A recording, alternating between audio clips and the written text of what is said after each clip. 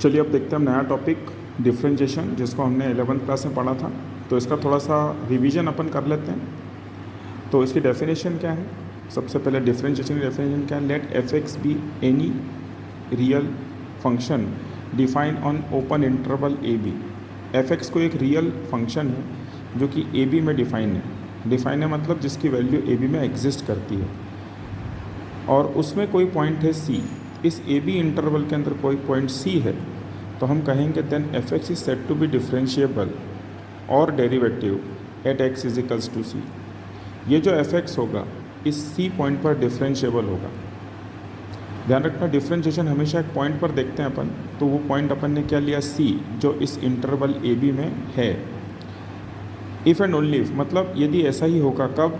कि जब limit x tends to c f x minus f c upon x minus c exist करे finitely. मतलब ये not defined function नहीं होना चाहिए। ये जो पूरा है ये वैल्यू हमेशा एक फाइनेट वैल्यू आएगी।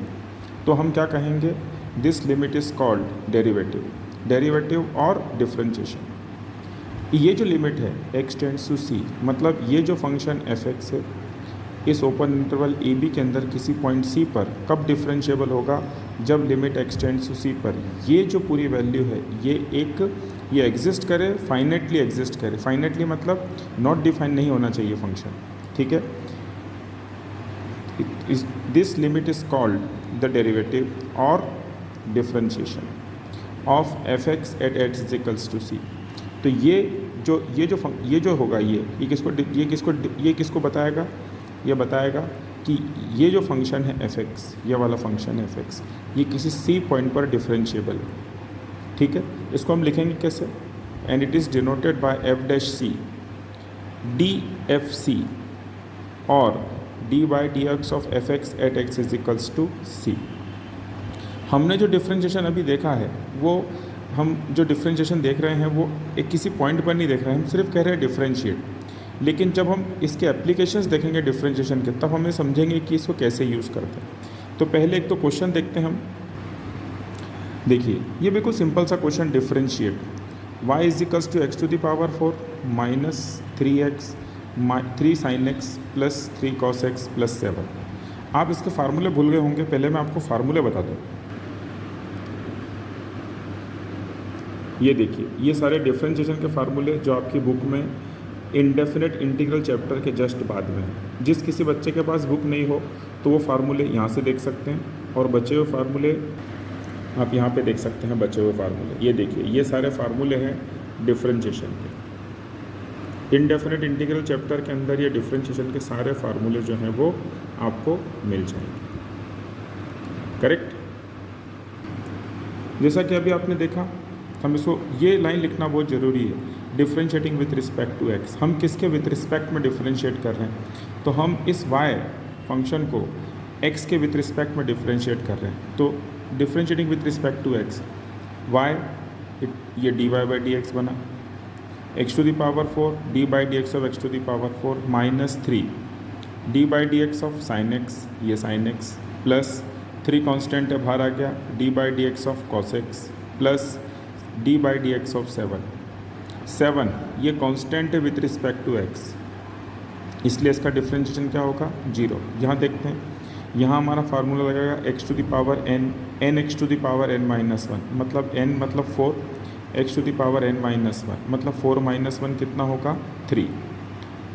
फिर ये बनेगा कितना? 3 cos x, क्योंकि sin x का डिफरेंशिएशन cos x, फिर plus 3 as it is cos x का डिफरेंशिएशन माइनस sin x।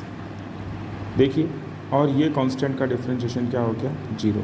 तो जब हमको सिंप्लीफाई करके लिखेंगे तो d y by d x is equals to 4x cube minus 3 cos x, ये माइनस और ये प्लस माइनस हो गया, 3 एज इट इज़ और ये sin x। इसका एक क्वेश्चन अपन और देखते हैं। ये देखिए, इसका second question, a cos x plus b sin x पूरे के अपॉन में sin x। आप चाहे तो इसमें क्वेश्चन रूल लगा सकते हैं, लेकिन अभी हम इसको सिंपल तरीके से समझ रहे हैं, इसलिए हम sin x को सबके डिनोमिनेटर में अलग अलग करेंगे। देखिए ये हमने अलग करा, a cos x upon sin x plus b sin x upon sin x plus c upon sin x। तो ये sin x से sin x कैंसिल हो जाएगा, कॉस अपॉन साइन कितना होता है, cot, a as it is, b as it is, c cosec.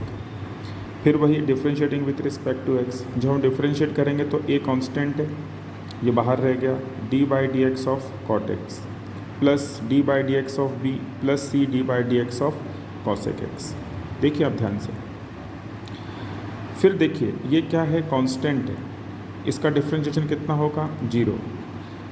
B with respect to x क्या हो जाएगा, 0, तो ये बनेगा ए कॉट एक्स का differentiation minus cosec square x, देखिए ये रहा minus a cosec square x.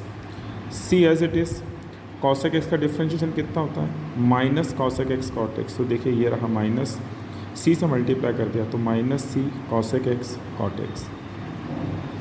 बिल्कुल सिंपल सा डिफ्रेंशिएशन है, आप इसको जो हमने 11th क्लास में पढ़ा था ये उसको हम रिवाइज़ कर रहे हैं अभी। इसमें बिल्कुल 11th क्लास में यदि किसी को कोई प्रॉब्लम आई हो डिफ्रेंशिएशन से संबंधित तो आप बिल्कुल पूछ सकते हैं, इसमें कोई परेशानी नहीं आई।